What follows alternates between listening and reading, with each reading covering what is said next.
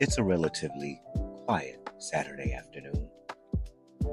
Vanessa is expecting her mom, and Crowley has been tasked with picking her up from the airport, as well as getting some much-needed supplies. Right now, Vanessa is braiding Nicki's hair. So you say she saved you the night you and Crowley found the hellmouth? Vanessa says. Nicki nods yes, grunting from Vanessa's aggressive hands. Ouch! Slow down, Nicki says. Well, if you keep moving, it's gonna take longer, Vanessa says. Then when I went back to find her, she said she knew where LeBlanc lived. I thought Crowley would be proud, Nicki said. Well, you should have told him first. That's what he's concerned about, Vanessa says. Crowley walks in with Vanessa's mother and an envelope in his hands. Ah, Vanessa says excitedly. Crowley tucks away bags and supplies he was holding, including a small bag with a sigil on the outside. Vanessa's mom takes a seat on the sofa. I'll give it to you. You keep a tidy home, Vanessa's mom says. Her name is Ellen. Thanks, Mom, Crowley smiles. And you keep a tight fro, too, she chuckles. Vanessa and Nicki chuckle as well.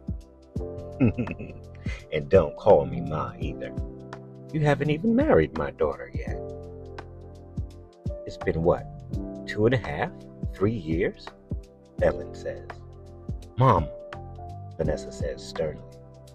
Crowley begins to speak, but Vanessa interrupts.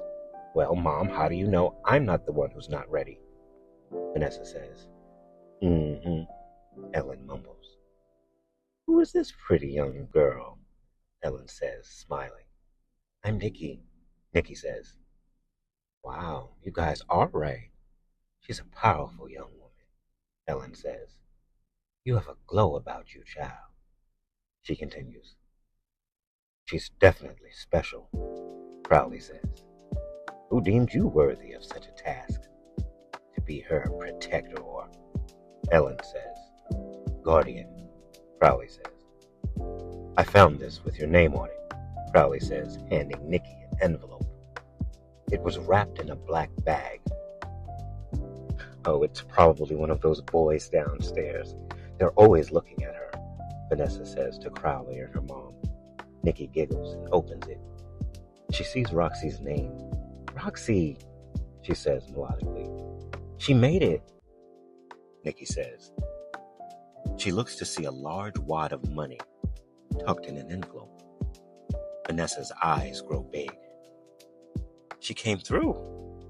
Didn't think she would, Nicki says. Where did you get that? Crowley says, taking it. Ellen sits up. Crowley begins counting it. It was in the safe where I found those papers I gave you guys, Nicki says. Roxy took the money, and I got those, she continues, pointing to a table near Ellen. You left that part out, Vanessa says. How much? Vanessa says to Crowley. Almost 60,000 so far, he says. We can't keep that, Vanessa says. What are you talking about? You gonna march back into the bad guy's lair and give it back? Ellen says, reaching for the documents nearby. These look like incantations to open a dimensional portal, Ellen continues. Crowley, still counting. That's about as much as we can tell, Vanessa says. Well, have you tried going back and closing it? The reversal spell's right here, but it's in another language, and Mama don't read Latin, Ellen says. That's good. Did you hear that, Bernie? Vanessa says. Calvin knows how to read Latin, but there's no way we could get close enough. The city has that whole area blocked off now, Crowley says. Then we'll have to use a functioning subway station and walk along the tracks, Vanessa says. $152,000, Crowley says. Whoa, Nicki says. goodness. Well, now you can buy more of those magic bullets you like, Ellen says, pointing to the small bag with the sigil Crowley put down earlier. Mama used to do something similar for a guy back home, Vanessa says. For a price, I could transform all your bullets to combat these night creatures, Ellen says with a smile. Vampires, Nicki says. Still the old hustler, huh, Mom? Vanessa says. A girl's gotta eat, Ellen says, laughing. Suddenly there's a knock at the door. Crowley goes to answer. Hello, Bernard. It's me, Ezra. How? You're dead, Crowley says.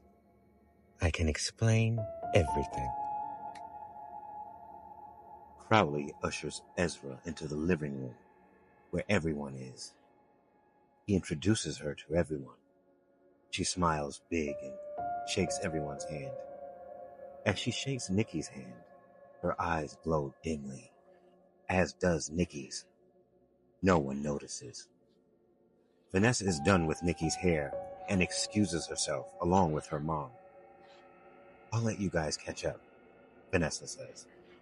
Ellen feels uneasy, knowing Ezra isn't all she's cracked up to. When they all leave, Crowley's attention turns to Ezra. What happened? The council said you died, along with your slayer, on some mysterious endeavor, Crowley says. All exaggerated. The council, Neanderthals, masquerading as men. I gave them truth, and they dressed it in conspiracy to hide the fact that there's an entity stalking the Slayer line. It cornered us, and it killed Audrey first. I stumbled away, barely. When I came to, I was on a private beach. The owners found me eventually, and the rest is history. Yes, but the council never found any evidence to support that. They said, Crowley says. Yes, I know what they said.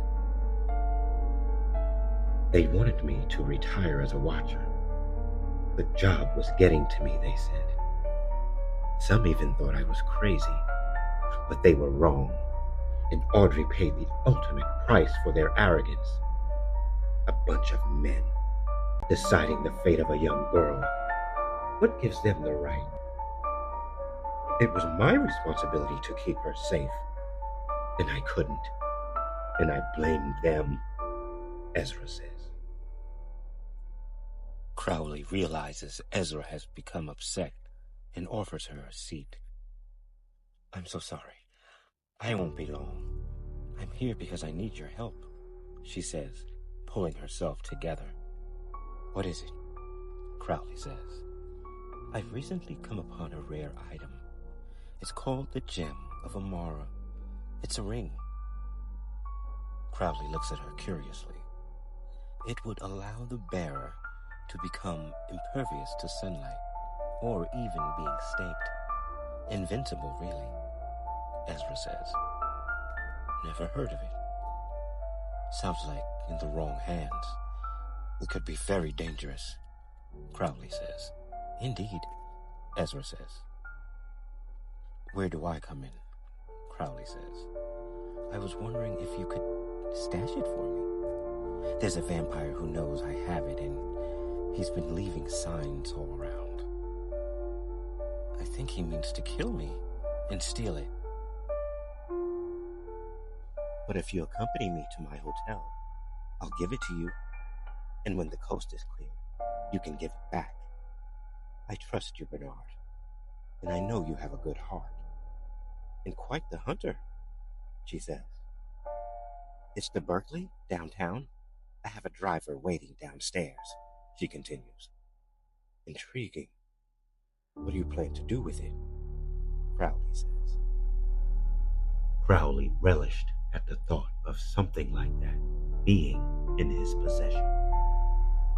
Crowley yells to Vanessa and tells her he'll be back soon. Both he and Ezra leave. In 7 days, Candace escapes and pays her mom a visit. Can Nicki stop her before Candace makes a decision she'll regret?